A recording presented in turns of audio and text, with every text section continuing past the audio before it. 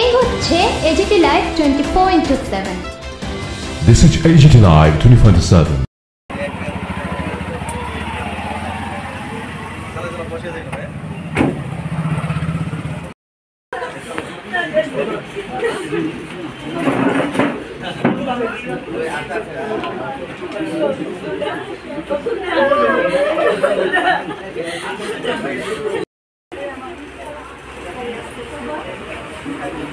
আলাদা দিছেন না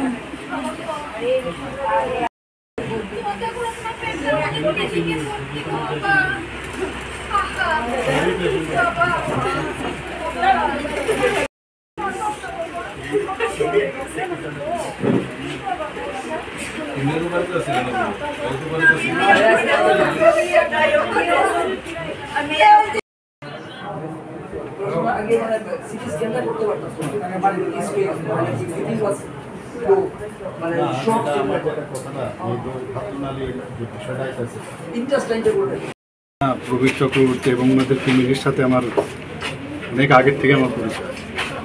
চেম্বারও যেতেন, পেশেন্ট হিসাবেও গেছেন, ওনার ফ্যামিলির সবাই আসতেন।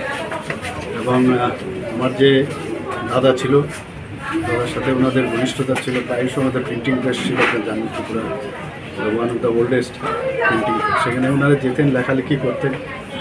তো আমার চেম্বারও মাঝে মাঝে এসে বসতেন, মানে দেখতাম আমি এই পত্রিকা নিউজগুলো দেখতেন। অনেকদিন ধরে ওনার সাথে আমার পরিচয়, ফ্যামিলির সাথে পরিচয়। তো অত্যন্ত মানে বয়স খুব বেশি তাহামুল কিছু হয়নি, আমাদের থেকে 1-2 বছরের বড় হবে।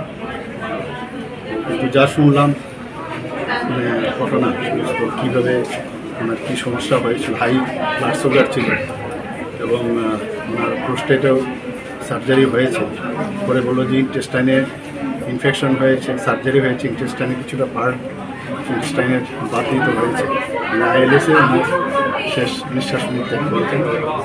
তো সত্যিই খারাপ লাগছে আজকে, বুঝতেই পারছি।